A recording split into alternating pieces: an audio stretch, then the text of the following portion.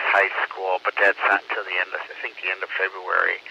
And my other bands, we were on a break for the holidays, and we won't be starting up until the 22nd, I think. So, got some new music got to learn, but other than that, that's about it.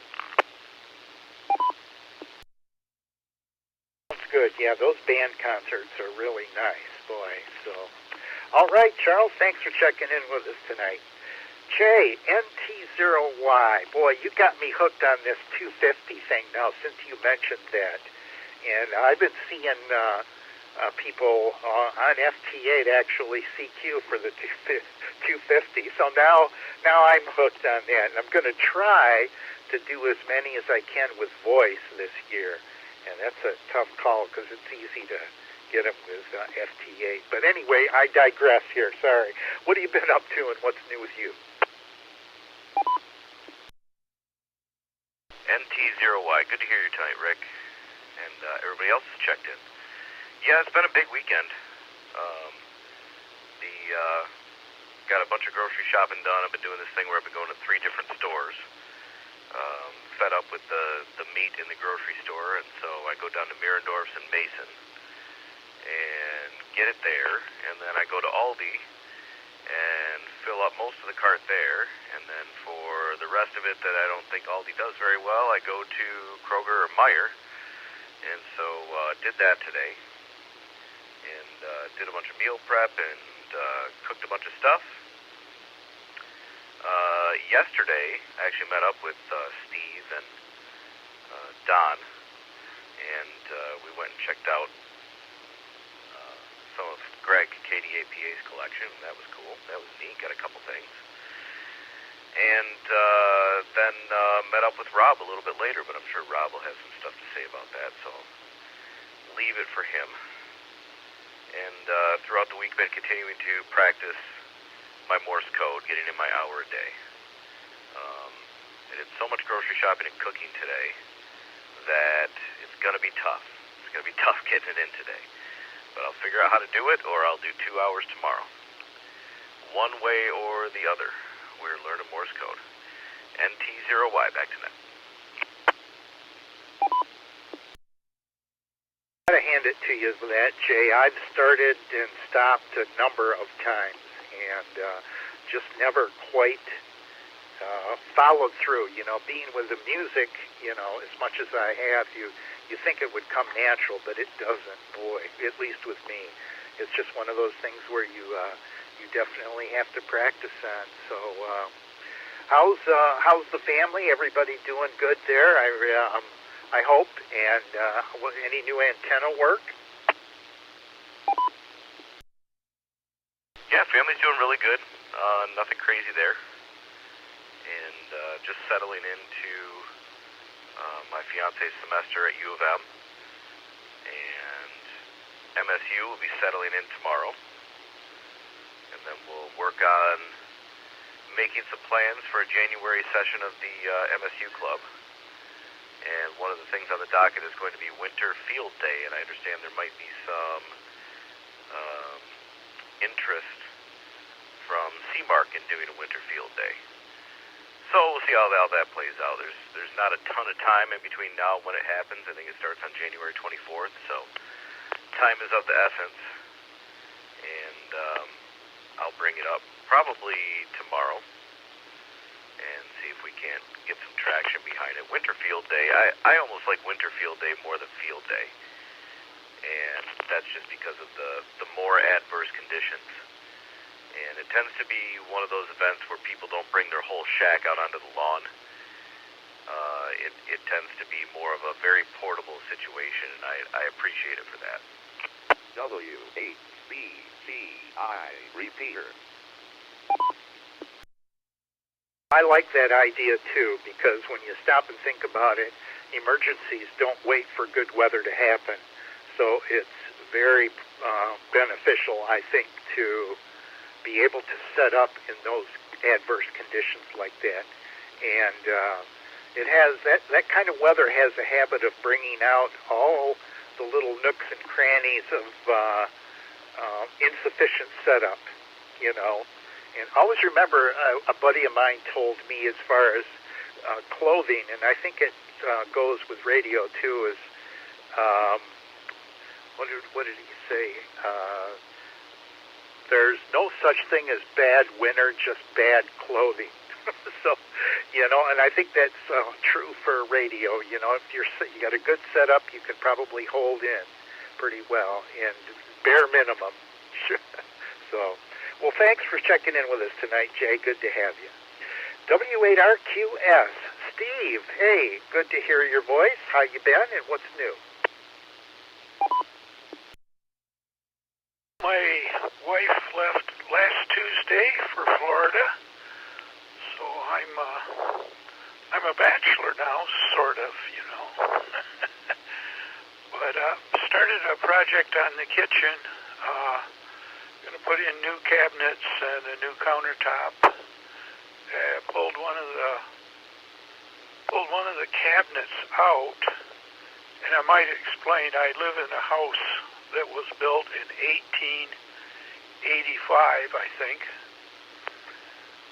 So after I pulled the cabinet out, under the cabinet I found some square tile, and they were all curled up, so I picked all those up and threw them away, and then there was underlayment. So I started prying that up, and lo and behold, under the underlayment was two more layers of I don't know what I call it, flooring. It was like linoleum, I guess. Probably was a big sheet or something, but it looked like it was in square pieces, possibly. So anyway, took me a better part of the day to get to the floorboards underneath. So that's, better part of the day, or maybe half of 2 days. Anyway, I've got to the floor. W8RQS, back to net. Boy, Steve, I tell you, I was about ready to hear you say you moved the Radio Shack into the kitchen. But, man, oh man, I guess your wife took the good time to get out of Dodge with all that work. Man, and I know how we redid our kitchen, and I just hired it done, and we still had a tough time with it. So are you going to what are you going to put down on the floor? Are you going to do re-tile, or going to do wood, or what's your plans for the floor? The floor is all done, but it comes up and stops at the old cabinets. So I don't think it makes too much difference what I put down underneath there, because no one will actually see it. I just need to level. So what I'll be putting down is a piece of underlayment, and then possibly some pieces just to raise it up that fraction of an inch, so it's all level. That's it. Okay, so you took up the floor only where the cabinets are, is that right? Right. We did the flooring years ago, but we didn't tear the cabinets up because these are not like modular cabinets like you have nowadays. They were made out of plywood, basically, but they look fairly nice. It's an old home, so just got to tear them out to put new in. So that's the project. Okay, I got you. For a minute, I thought you were doing the whole floor and the whole kitchen. So I see. Yeah, I had trouble with that with my dishwasher because of the whatever somebody put in there lifted the floor up about a half an inch, and then it just dropped down to the floorboard. So I had to wedge that dishwasher in there, and then it sat down in side the floor. Getting the old one out was tough, boy. Those things are really wedged. So anyway, I know what you're in for there. That's a heck of a project. Good luck with that. So, and good to have you with us tonight there, Steve.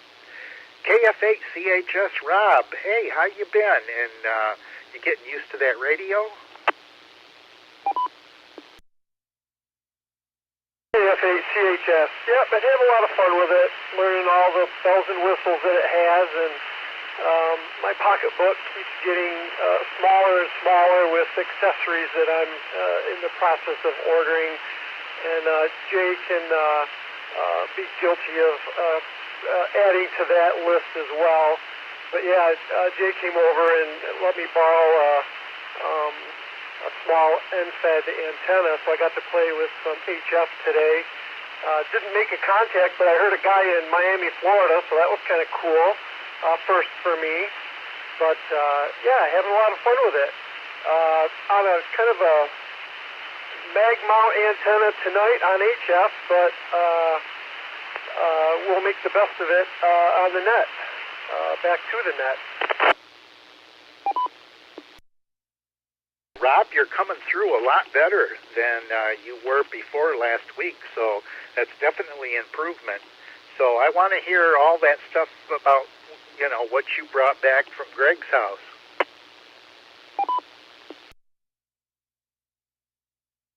It was Jay that went to Greg's house, not me. My mistake. So, from what I hear, that I need to go over there when he had his last house to look at some aluminum, but never got the opportunity. I may one of these days get over there, but I'm like you, Rob. My pocketbook determines when I go, and probably just as well, or I'd be, I'd be spending all kinds of stuff. It's easy to do. You just take it little bits at a time. I guess is about the only way. So, anyway, thanks for being with us tonight. Again, you sounded a lot better. Sounded good. So we're at the bottom of the list here. Do we have any other check-ins for tonight's Slow Scan TV Net? This is Rick, KC8LOQ. Please call now.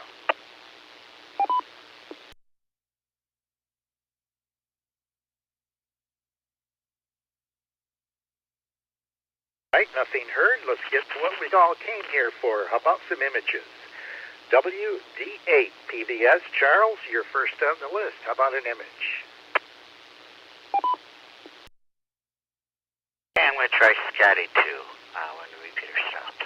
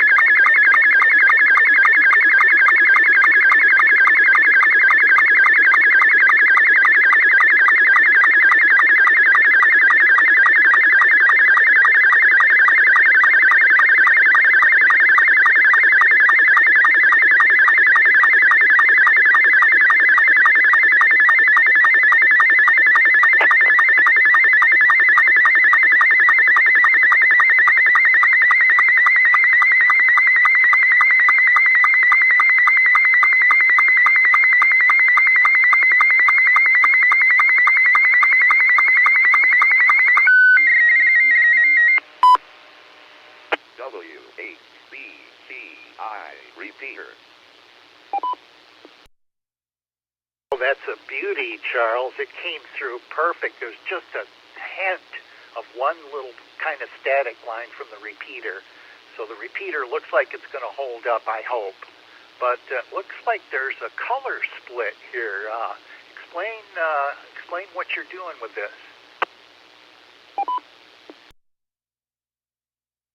I've got a bunch of these pen blanks. They were sent to me in error, and the company had sent them. I didn't want them back, so I figured I don't turn pens, so I figured do something with them. So I had two pieces of ash.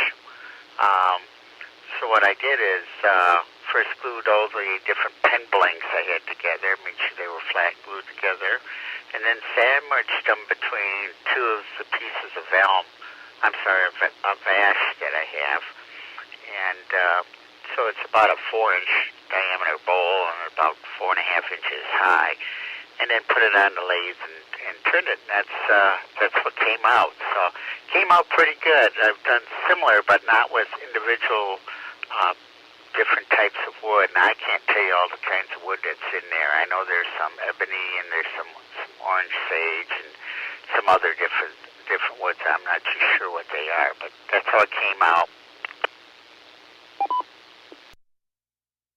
Well, it's a real beauty, Charles.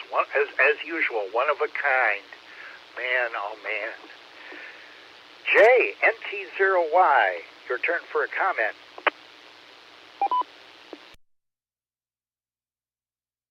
Yeah, MT0Y returning. That is one of my more favorite pictures of the bowls that you've done. I love it when there's a stark contrast like that in the bowl, and especially like that because it's right in the middle, then it goes right back to the original color wood. Yeah, you're a craftsman as usual, and that is definitely one of my favorites. I have to agree, Jay. That is a beauty, Charles. Man, oh man, and I love the way you finish those too. They're so natural looking. Steve, W8RQS, a comment. I like it, Charles. I like it. I imagine it looks pretty good from the inside as well. W8RQS.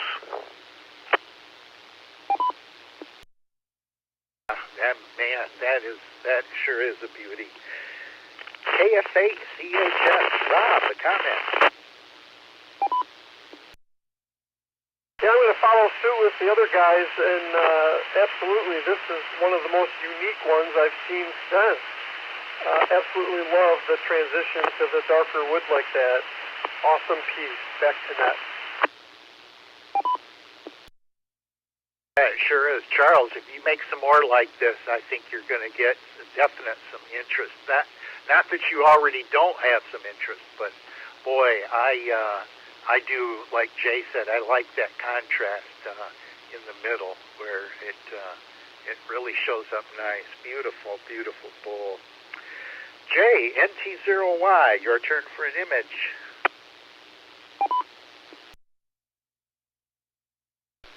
All right, well, the experiment continues. Let's do PD120 after the repeater drops, and I'll probably need an extra couple seconds.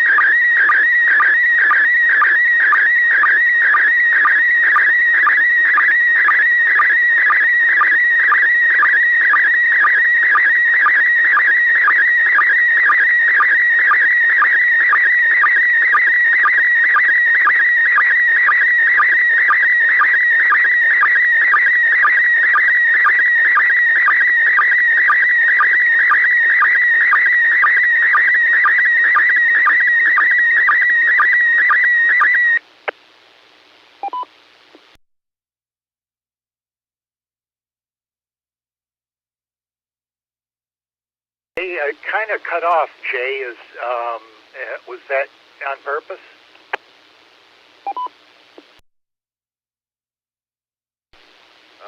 I have no idea. It's a 16 by 9 picture and a 4 by 3, so there should have been black bars on the top and the bottom.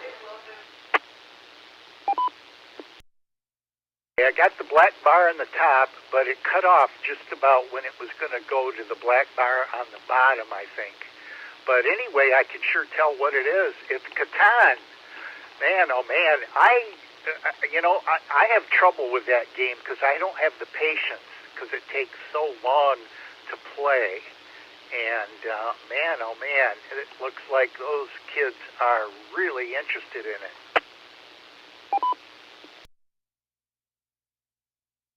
Yeah, maybe the program got too smart for its own good and just said, hey, the rest is black, so why waste everybody's time? So as long as the whole, it looks like it cuts off on some of the cards that are on the bottom of the board, so and maybe just at the socks of the girl on the left.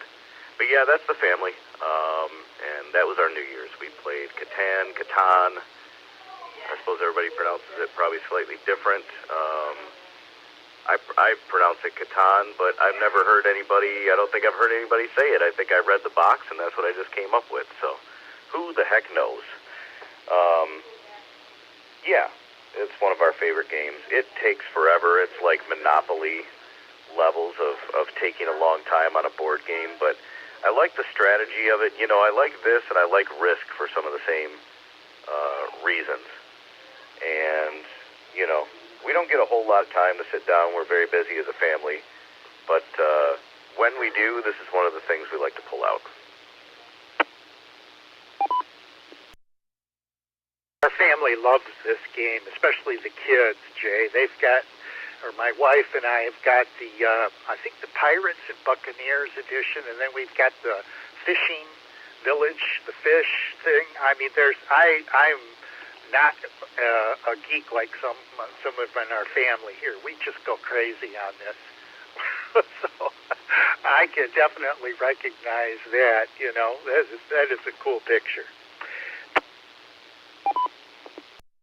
Charles, your turn for a comment. It's very clear and everything. It's like you said, though, at the bottom there's static and then there's white on my side. But never knew about that game. It's very interesting to hear about it. But looks like you're all having a good time. It is a fun game for a large number of people, and it's hard to describe. It's very unique. The guy that came up with it had a pretty cool concept. So it is, but it can take a while. W8RQS, Steve, a comment. W8BCI repeater. Pretty cool. I guess there's probably a lot of new games or a lot of games I've never even heard of, but I guess chess is my favorite game. My dad taught me how to play, and I've been playing ever since, but not enough. Not enough time spent playing chess. So, W8RQS, back to net control. We've got such a large family that most of our games require more than 4 people if you can find them, and there are a few. We've got quite a few good ones that they bring out that are pretty fun. So, KF8CHS, Rob, a comment. Solid copy on my end. Yeah, and I've never heard of that game either. So, intrigued me. I'm going to have to do a Google search on that one. Back to net.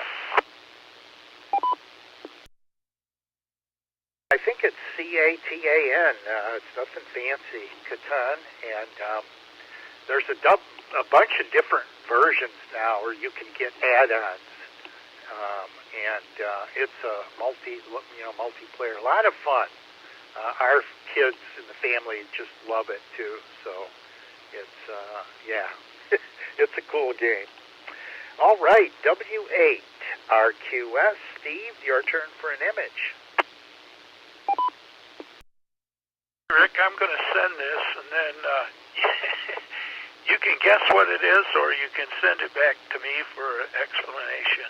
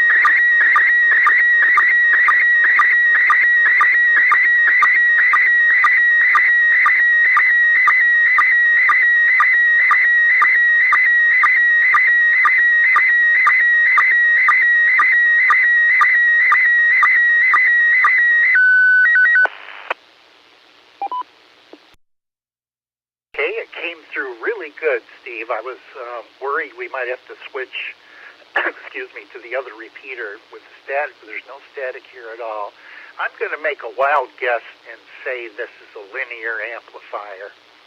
And it's either that or a power supply, but it looks like it's a little more complicated than a power supply, a switching supply. So I guess that's my first guess. What do we got here? Got me chuckling. This is actually the first interface I ever built. In the upper left-hand corner, there's a little blue circuit board there. That's a USB 2 hub, and I, of course, cracked it out of its plastic case and unsoldered the connections and resoldered leads out of there. Directly below that blue circuit board, there's a little green one. That's a sound card, and that was hardwired into the USB hub. Then up at the top again, under that little purple shrink wrap, is a USB to serial converter, and that is then wired into the push-to-talk on the EasyDigi circuit. The actual EasyDigi board is below that, where you see the two audio isolation transformers. Let me break for just a second. Crazy thing about this is, as I was building it, I also thought there was one empty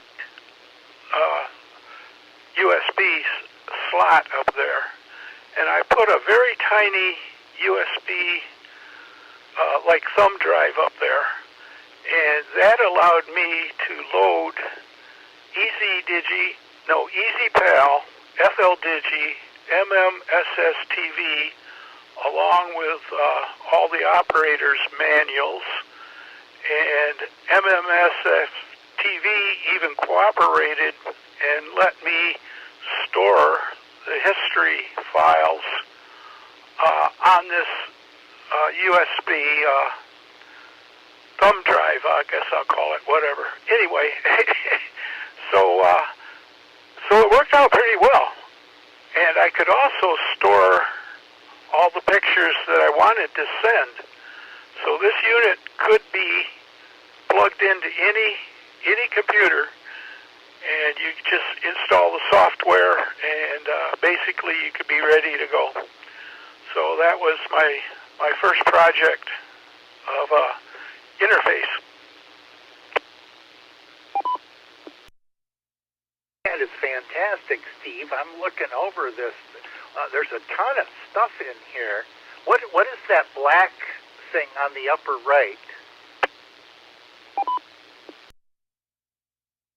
Well, that's the that's the transmit audio thing.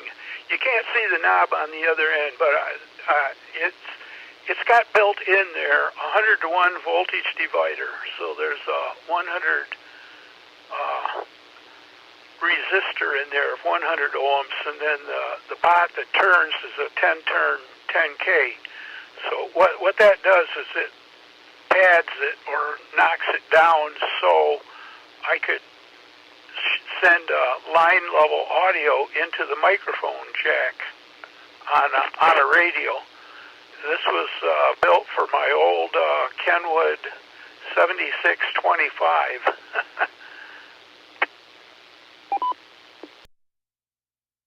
Tell you what, used to love building these kind of things, Steve, and I can definitely appreciate the work here that you've done and gone into this piece of gear, man. Wow, that is really amazing. WD8 PVS, Charles, a comment. Well, that's a magnificent job of engineering and assembly. Way above my level, let me tell you, but wow, that sounds great. It's probably the best one available. WHBCI repeater. You can actually work on them too, because you know how they all went together. They're not sealed up, and all kinds of proprietary stuff with the serial numbers sanded off. I hate it when they do that, NT0Y, Jay, a comment.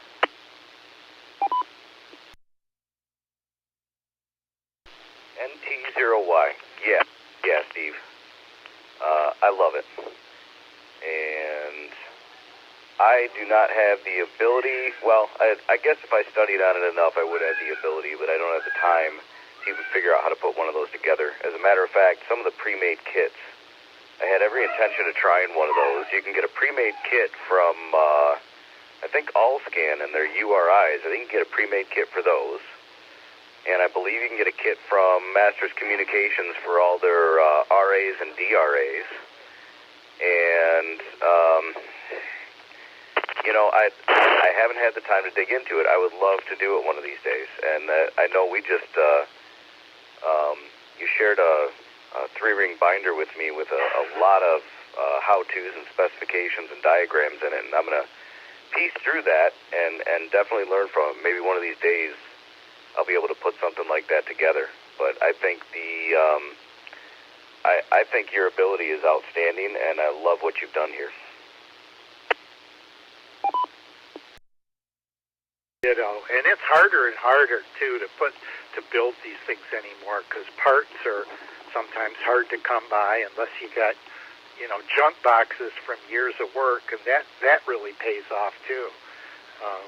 I used to, and I don't know where half my stuff went, but you learn to collect that, and boy, there's no telling what you can put together with a little ingenuity and a lot of talent, Steve, a lot of talent. KFA CHS, Rob, a comment. KFA CHS, very impressive. When it was coming through, for a second I thought it might have been a flux capacitor or something, but it takes, 21.2 gigawatts, and I didn't think that was enough power, so I was curious to see what that was too. Very, very cool.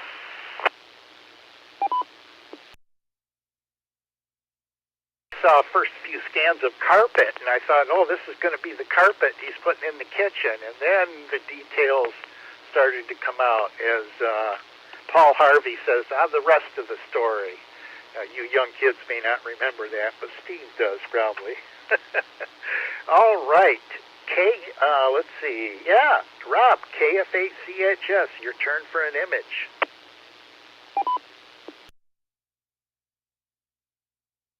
Give me just 2 seconds.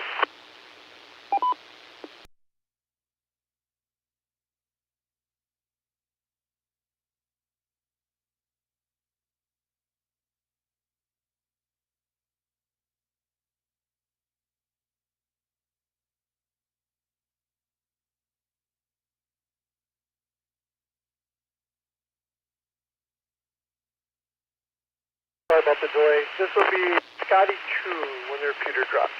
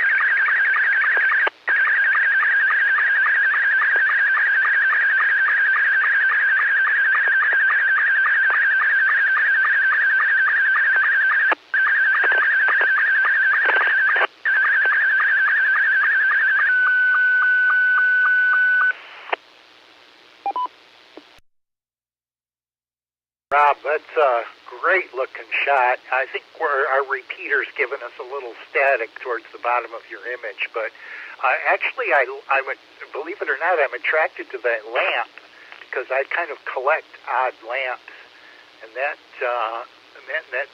almost looks like a Tiffany back there if that's a glass shade. But at any rate, I've got a desk like that too with a roll top that rolls out there to cover it. And I think that's ham clock, but I'm not sure. I do not have ham clock, but I'm guessing that's it. And this is your station. Tell us what we're looking at here. Yeah, over the last week, things are really coming together for the shack.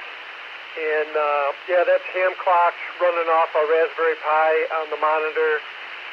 Jay even showed me another view while he was here that I've been using quite a bit. And yeah, just kind of getting things together, and things are looking good, and slowly but surely things are working, hopefully how I want them to. But yeah, computer talking to the radio, I'm still dealing with drivers on that, but it'll come in time. Yeah, I just wanted a quick show everyone a picture of updated shack, because it's literally not even 2 weeks old. So still pretty excited about the whole thing. Back to net. Man, this is nice. I tell you, Rob, everybody's got to have a little cubbyhole shack. I tell you what, and it gives you your little area, you know, and it grows, believe it or not. It does grow. Pretty soon you're taking over a lot more area, but this is a fine, really fine setup. I like that. And Jay is a tremendous help too. He's Jay, you're a mentor to so many people. Man, I tell you, all of us can't pay you back enough for you know, being able to help everybody like you do. Great view. And is that a Tiffany lamp, by the way? going to mention that. Yeah, it is. And I actually have two, there may be 7-watt LEDs in it. And they're on 24/7. They draw so little. It's like a night light in the middle of the night, but yeah, it just has a nice low light overtone to this part of the house, walking back and forth from the living room through the dining room and into the kitchen. Is beautiful. Yeah, you know, it reminds me that I should take a picture of a few of my lamps in the collection and show them one of these Sunday nights. I should do that, set them up on the table, and you'll see what kind of stuff I had. It's just one of the things I like to do. But at any rate, Charles, WD8 PBS, a comment. Good-looking shack you've got. You know, it doesn't look like anything's out of place. I don't see tons of wires hanging like I have and papers all over the place. So, good job. And I'm going to say 73 to everybody. I'm going to be at least monitoring so I can see the rest of the pictures tonight. So 73 to everybody.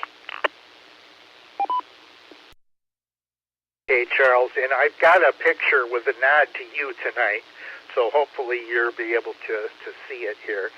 So thanks again for stopping in, and you stay safe and warm out there. NT0YJ, a comment. W8BCI repeater.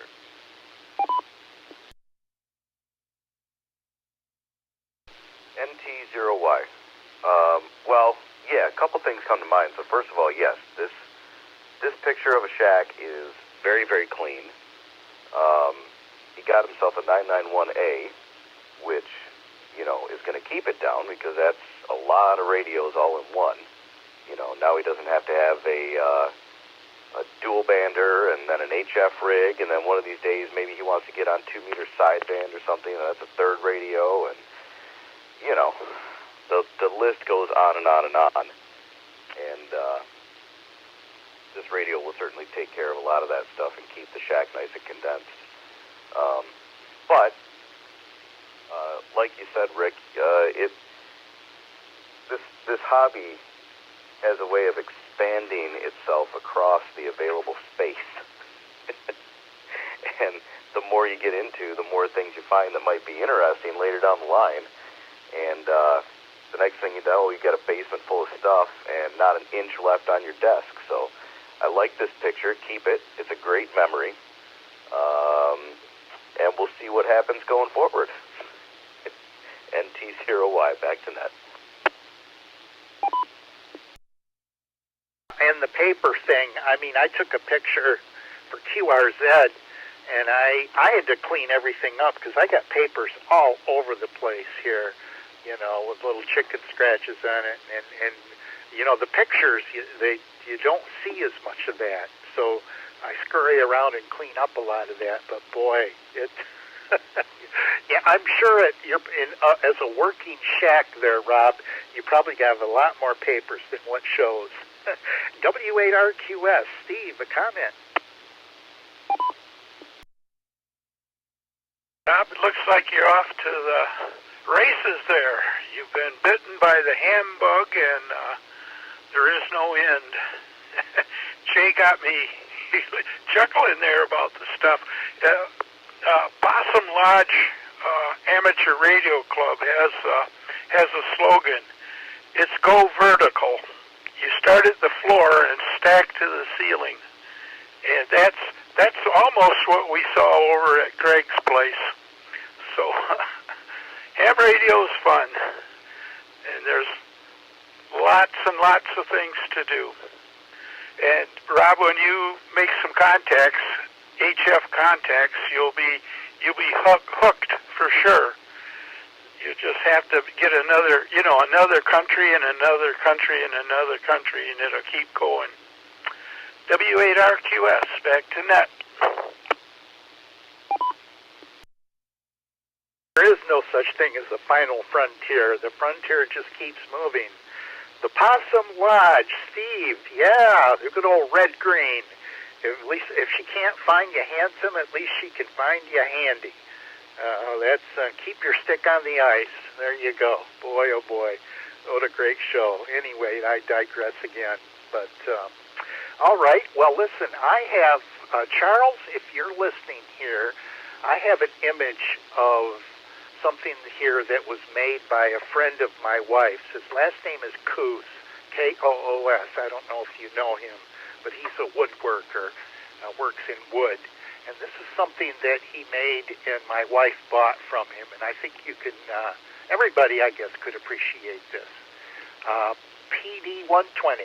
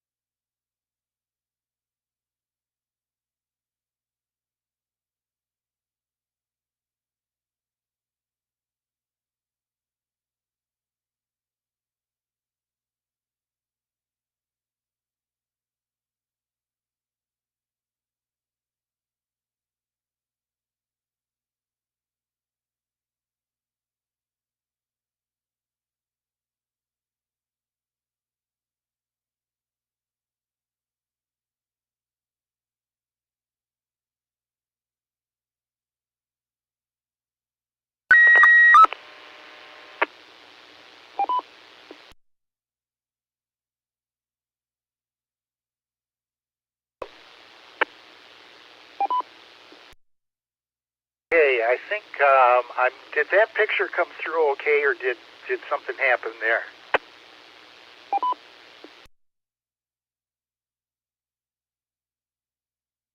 Something happened. We didn't hear anything.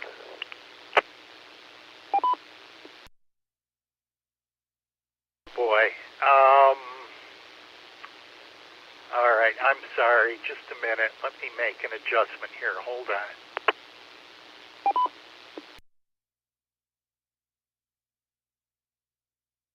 To put you guys through this, probably listen to a whole thing of silence there. Is nothing, actually nothing came through at all, Steve? Absolutely nothing. You weren't keying up the repeater for sure. Probably not even transmitting. Let me start with a few lines and let me know if this is going to come through.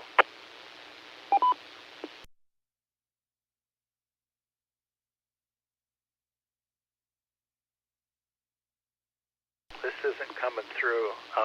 God darn it. All right. One moment here, guys. Sorry about that.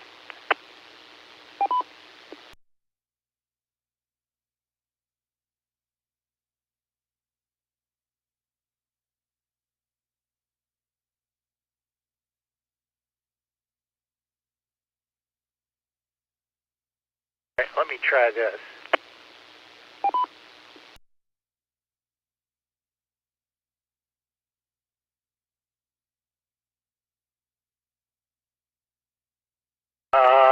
Oh boy, gol darn it. All right, if you will indulge me here for just a second, I think I know what the issue is. One moment.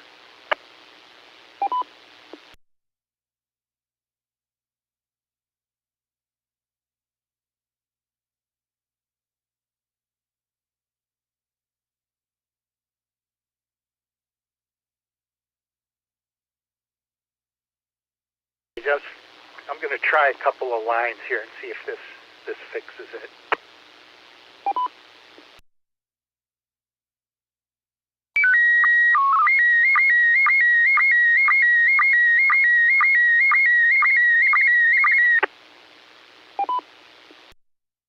Is there a semblance of an image coming through, Steve? Yeah, I say you're good to go. But I didn't see an image coming in, just like static, but you were transmitting at least. WHBCI repeater. Okay, let me give this a shot here. Sorry about that, guys. Everybody runs through these anomalies, we call them. So, PD 120.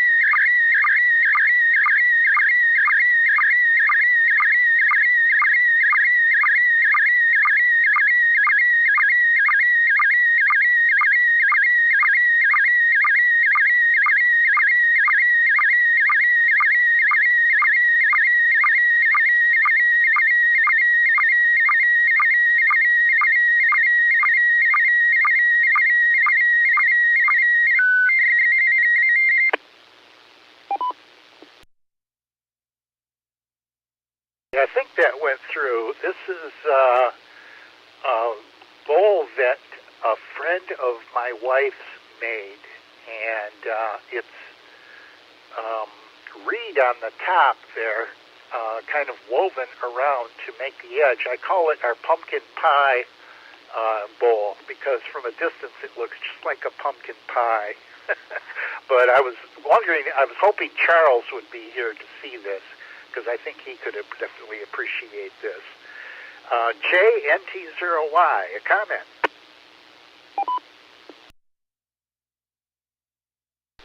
NT0Y.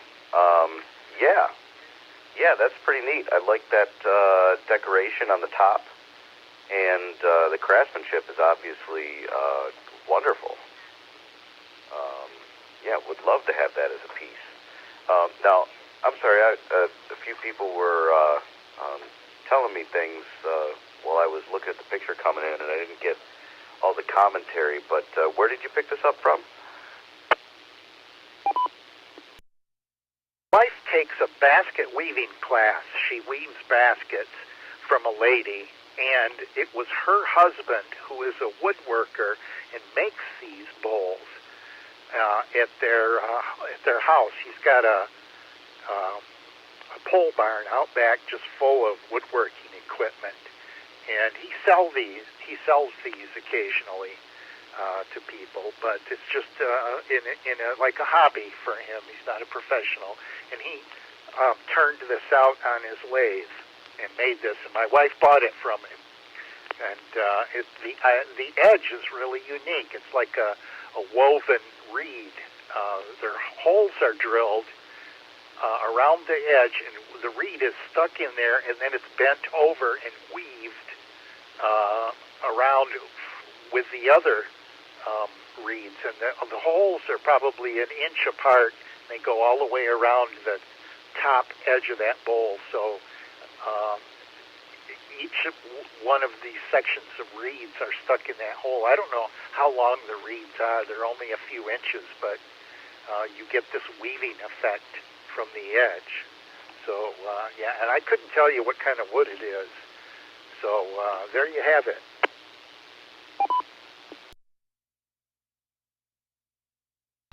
Yeah, well, that's pretty neat. I love the craftsmanship on that. And, yeah, if you wouldn't have told me that there were holes all the way around, I would have just, figured that it was glued on there, which I'm sure there is some glue in the holes to hold it on there, but still, pretty darn cool. And, yeah, the person that signed out would be the person here who would be able to instantly identify that wood in a low-resolution, slow-scan TV picture. So, yeah, very nice. Back to net control. I think it's going to be a rock repository. I'll put some of my polished rocks in it, if my wife will let me. I don't know. We'll probably keep it open. And hopefully, Charles, if you're here nearby and seeing this, it was kind of a nod to you, so I thought I'd send along a picture. W8RQS, Steve, a comment.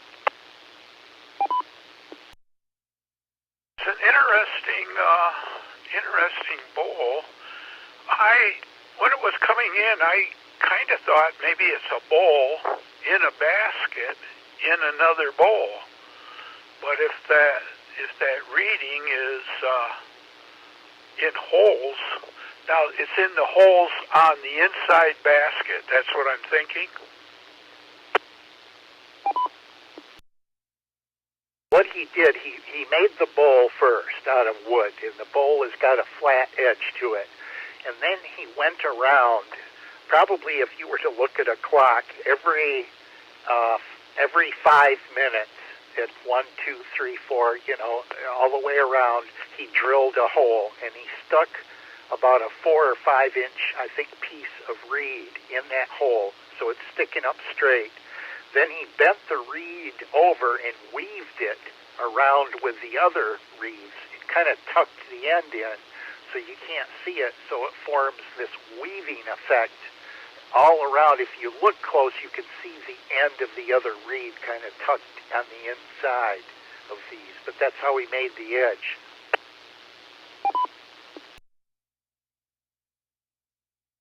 I got it. And it's unique. There you go. It sure is, and I swear, if you come into the room and you look at it from a distance, it looks just like a pumpkin pie with the crust up on the edge, and a quick look, you think it's a pie. It's crazy. KF8CHS, Rob, a comment. KF8CHS, very, very unique, and you are 100% right. It looks exactly like a pie. Back to net. It sure does. That's crazy. So, well, all right. So far the repeater's holding up, and we have time for a bonus round. So with that, I'll call your call sign, and you're free to send a picture or explain it, and or both. And let me make just one more call if there's anybody else that'd like to check in on our bonus round. This is KC8LOQ.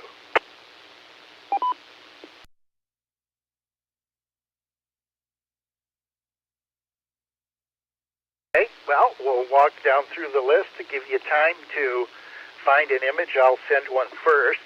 So I'll have to explain this image. So I'm out of the room. This is going to be a story, and I'm thinking that my transmitter is running. Somebody's on the radio when I'm not there. So I figured I might have a short or something, is flipping the microphone on and off. So I came into the shack, and this is what I saw. WHBCI repeater. D120.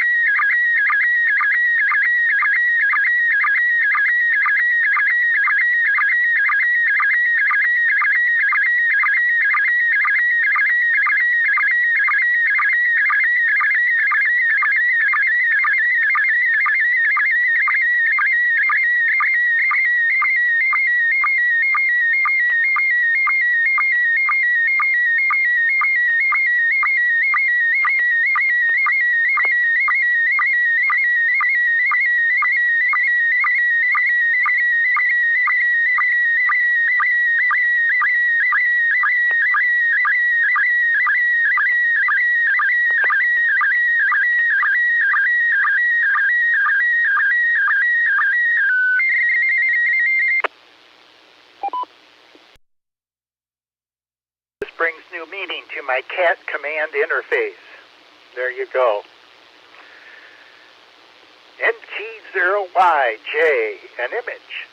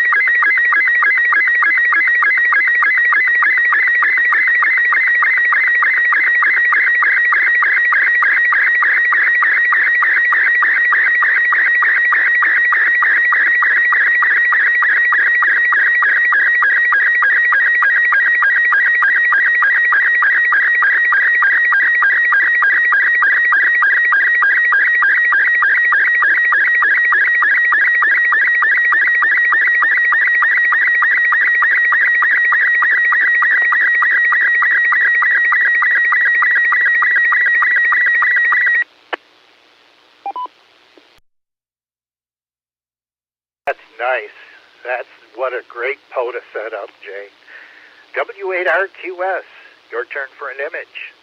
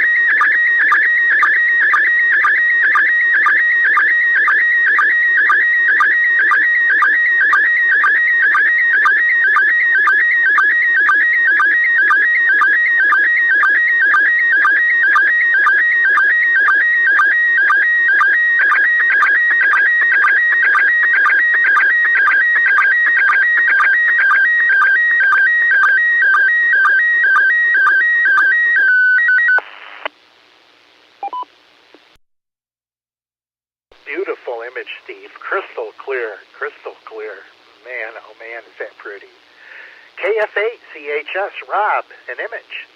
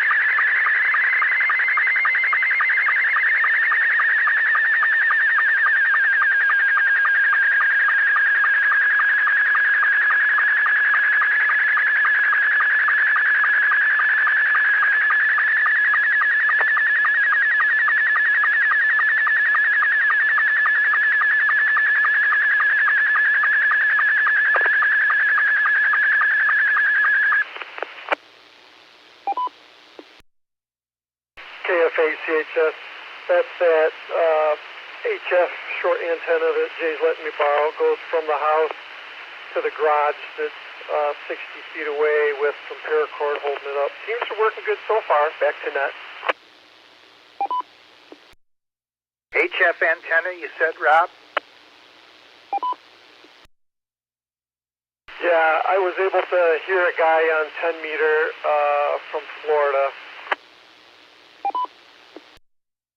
I tell you, 10 meters to the south has really been coming in well this afternoon. I thought it was my antenna, just the lobes on it, but boy, it has some strange propagation. That's really cool, man, for you to be able to have that.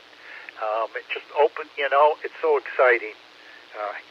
Amateur radio, I tell you. I guess only us geeks can appreciate it, right? But boy, it is fine. All right, well, we're at the end of the list. We'll go into the 7-3 round. Charles, I know you're gone, so thanks for stopping in. 7-3 to you. Jay, NT0Y, 7-3 round. WHBCI repeater. NT0Y. Yep, great pictures. A little bit shorter net tonight, I guess. But also not a ton of check-ins. And, yeah, was running on the B-Tech UV Pro again tonight. There's a couple little idiosyncrasies to it.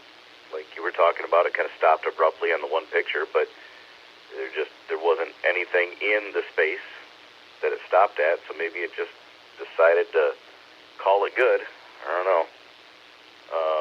And it takes me a couple extra seconds to pull up a picture because it doesn't like queue one up and wait for me to be able to hit the play button. You have to, you know, when you're done talking, you have to go in, select the picture, and then transmit it. So it takes a few extra seconds because you kind of can't preload it. But other than that, you know, I've been doing things. I've been walking around the house with it, and talking on both voice and with the slow scan stuff remotely, and it just seems to work. So it's kind of cool. I'll keep working with it and see what else happens. It looks like actually what they did is they're using the same software. It looks like they hijacked a version of Robot 36, the Android version, and used it in the software. It looks like an old version, though. It's missing a bunch of modes that the current version has. So I find it interesting. I don't know. We'll see what happens. Good pictures all around. Good talking to everybody tonight, and I hope you have a great start to your week. NT0Y, back to that.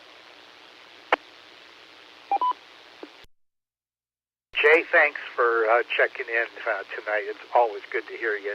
You're broadcasting very, very nicely. It's nice and clear. It's clean, full quieting, not a problem. And if you've got a moment after the net, do you have time to stick around for maybe a little bit?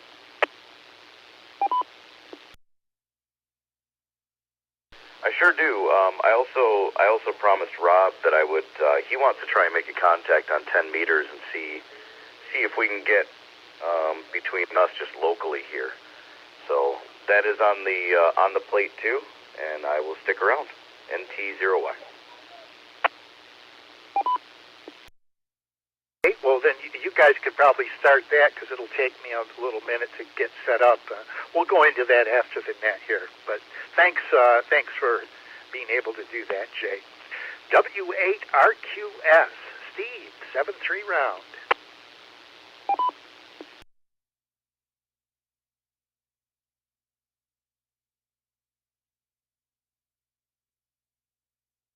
Here. Had to plug the microphone back in. I'm still playing around with some stuff here, so.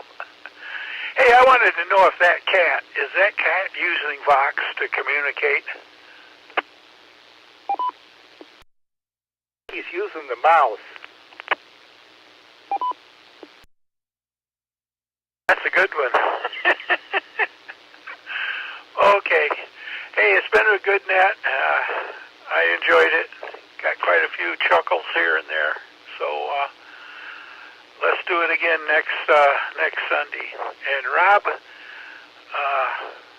don't be afraid to call CW on that radio. You never know who you might get.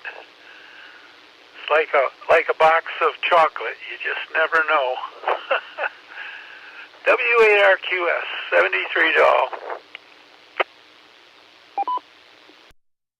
Thanks, Steve, for checking in with us tonight. Always good to hear your voice there. And Riley, that's my cat. He'll just sit there and stare at a wall. Cats do that. And he was just laying here staring right at the radio, just doing nothing. His typical want attention. So he lays down on all my paperwork. But the story about transmitting, I made that up just to add a little character to the story. So, I don't know. I should put that on my QRZ page. But you can't see his face, so it's kind of, I don't know. Anyway, thanks again, Steve. We'll stay safe. We'll talk to you later. Rob, KFA, CHS, 7-3 round. KFA CHS, great net. Thanks for hosting, Rick, as usual. Always lots of fun, good pictures, good times. And to add a little chuckle, so Rob hooks up to the antenna for the first time. I'm in here dialing it in, here's some chatter way off in the distance, and I go, well, wait a second. I don't have all the cue codes memorized, so printed that off. Okay, now at least I can talk the lingo. And I'm like, well, wait a second. I know there's a specific order. Well, sure enough, the Google search, and there's CQ templates out there. So now I got that printed off, so I can, sound like I know what I'm doing. And then on the wall is my technician privileges. So as I'm dialing it up, I'm like, can't go past 28.5. Don't go past that. But that's just funny. It's a huge learning curve, and I'm having a blast. And it appears as if you guys are along for the ride, too. Anyways, back to net. I definitely know your feeling, and just to be technical, you got to even edge a little ahead of the band because your signal, if it's upper sideband, will splatter over across 28.5. So you've got to get to 49 point something, depending on that's what I always had. So I just stayed below 495.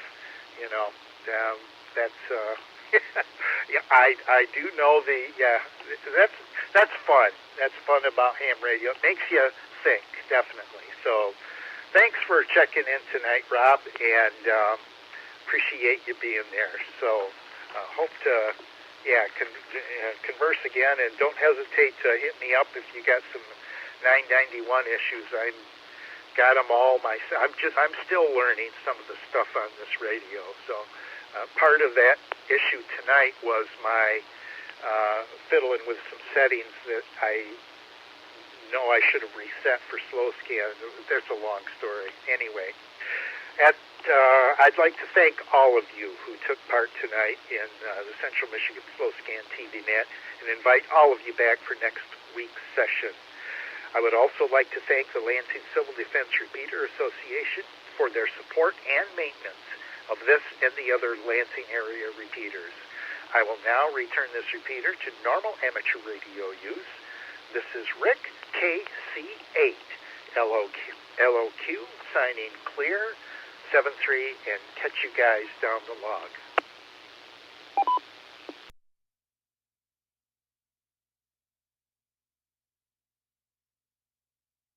LCDRA, KC8LOQ.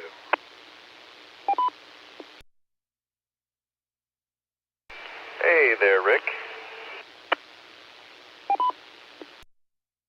Okay, well, you and Rob are doing your 10-meter thing setup. I think are you standing by, Rob? KF8CHS?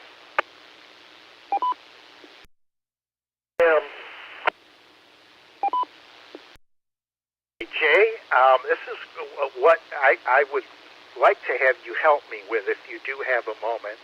I would like you to try to get into my BBS on your 145.50 frequency using 9600 baud. Is that a capability you have tonight?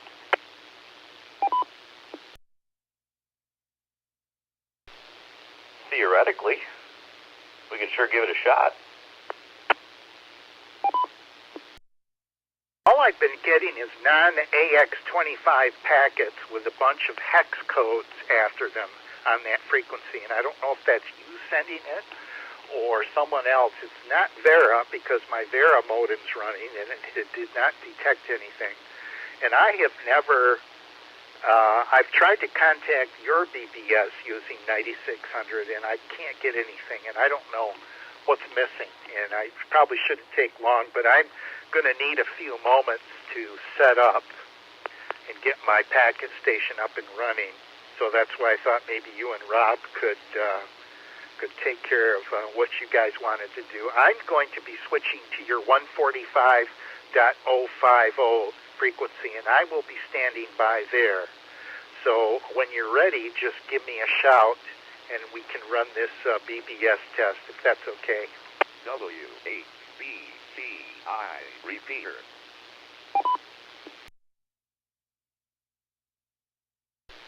Yeah, no problem. It's actually open. The problem with the 9600 side of my stuff is that it's basically untested. All I'm doing is I have 3 modems open on the same virtual machine. The 1200 packet, the Vera FM wide, and then I have the 9600 modem. All software modems, all running on the same PC, on the same audio interface with the same audio settings. I don't actually have... I assumed if it was good enough for one, it was good enough for the other. And it is for 2 at least out of 3, but nobody... I haven't seen any messages at all come up on my 9600 side. And so maybe this will be an opportunity to give it a shot and see what happens. I've got the same exact setup, but part of my issue is I've got your map statement in there, so it always wants to go to UDP, and your station comes right back right away over the internet. So I've got to go disable that before we get started. And I think I've tried a couple times. I believe I got your Vera station fine, but I got the same thing, Jay. I'm hardwired right into my data port, though, so I'm not going through a sound card. So theoretically, we should be able to use 96, but I haven't got anybody to test it with either. So hence our experiment tonight. So appreciate it. Shouldn't take long to iron it out, hopefully, but I'll QSY to the 050, and you guys can get your 10-meter thing done, and I'll leave the speaker open, so when you're ready, just give me a shout, and we'll see what we can do. Rob, again, thanks. Good luck on 10. It's tough when you're close, too. The ground wave can go over. It's a crapshoot, but it's fun to try. So thanks, guys, and thank you, Jay. I'll stand by for your final just a second, and then I'll QSY to 050 and get my packet thing up and running, Jay. Thanks. This is KC8LOQ.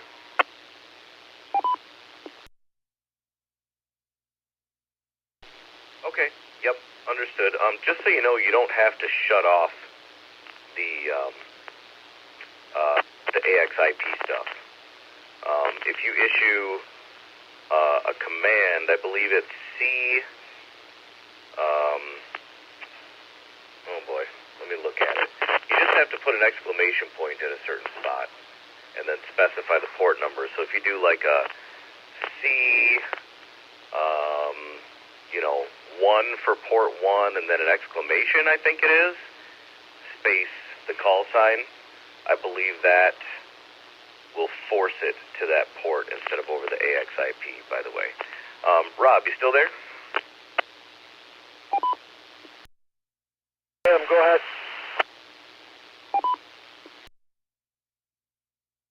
All right, I assume you would like to give this 10 meter a shot. What do you recommend for a frequency? This will take about 2 seconds. And then unless you can think of a better way to do it, I was thinking like super low wattage, because we're so close, like 3 watts or something like that. And I just picked something in the middle, 28.450. I assume 28,450 is probably fine. I'm going to tell you that you're going to be surprised how much wattage we're going to have to use to contact each other. We can always start real low, but 10 meters up close is pretty tough to do, and it's going to take some oomph. I'm down for whatever you recommend.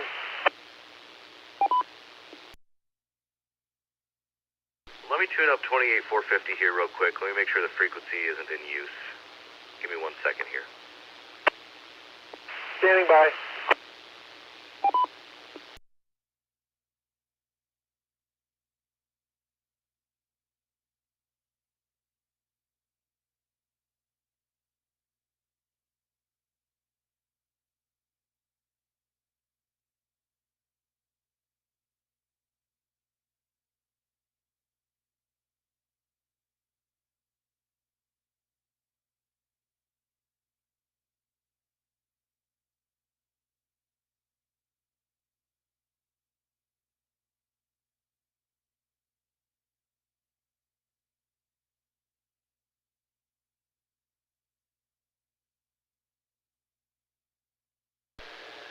All right, well, I would say the frequency is not in use. Are you all tuned up? It'll just take me a second when I switch over.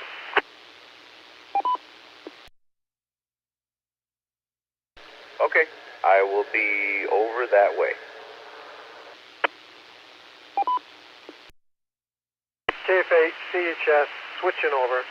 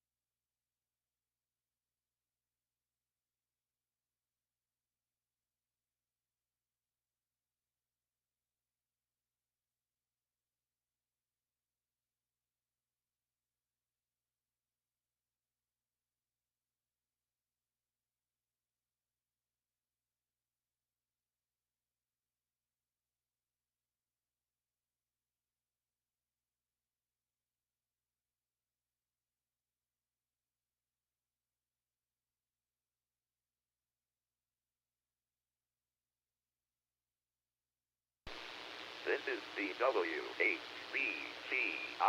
repeater PL 100 Hertz.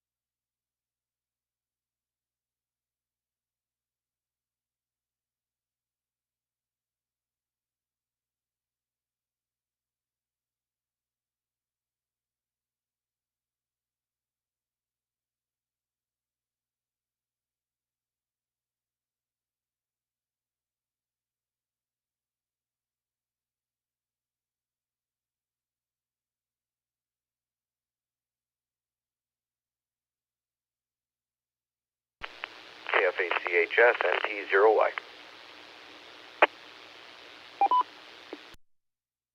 KFA-CHS, go ahead. Okay, so I could hear you. Shane, KG3SWR, could hear both of us.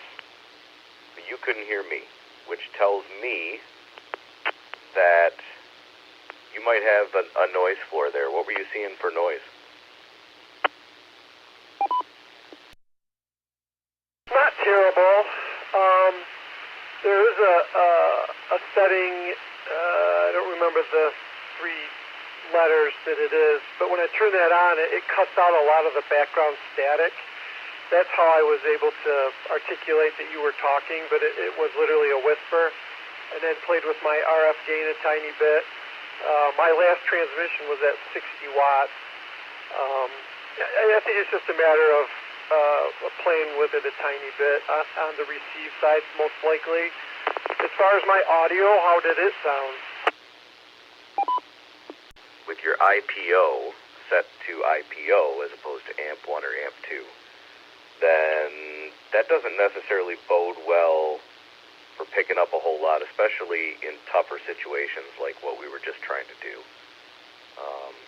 Obviously want your noise level as low as possible, so I guess, yeah, play around with it. If you want to do some more testing, more than happy to do that with you.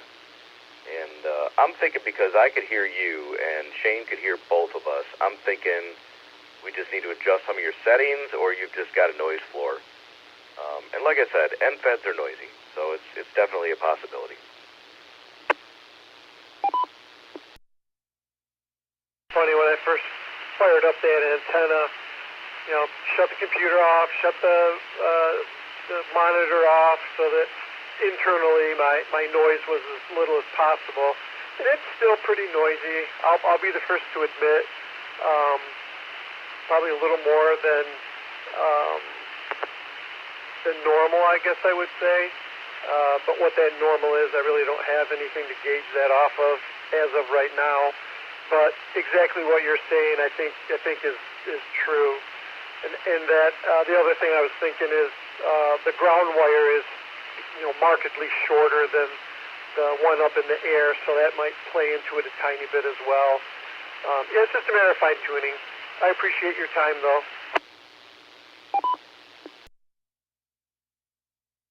Yeah, the best possible thing you can do besides, obviously replace it with the long-term plan, is to get 17 feet of wire on the ground, and that'll help tremendously.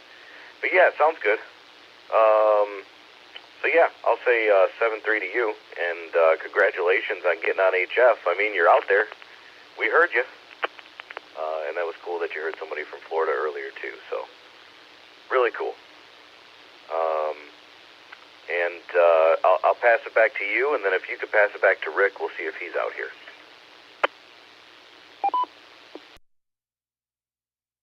Yeah, I'm having a blast. It's baby steps, and I'm celebrating the small victories for sure. But yeah, having fun. And yeah, again, thanks for your time this evening, and I'll 73 for both you guys. Have a great evening, and we'll talk to you soon.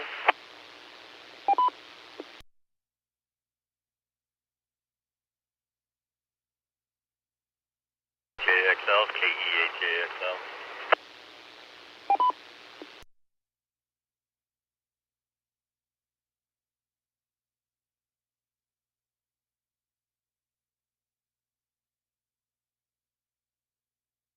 I think I heard a KE8JXL. Go ahead.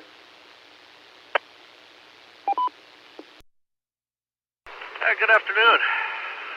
On my way into work, sitting here listening a little bit, waiting for the right opportunity to jump in and say hello.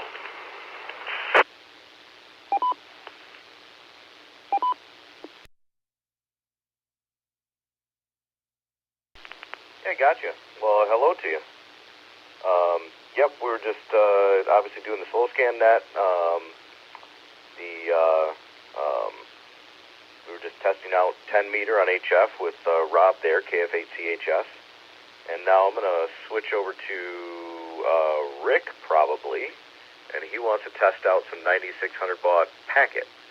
So I'm going to see what he's up to real quick. But good to hear you out here tonight. I'm sure somebody else will pick you up and yak with you for a little bit. Have a good night at work, and hopefully talk to you soon. NT0Y.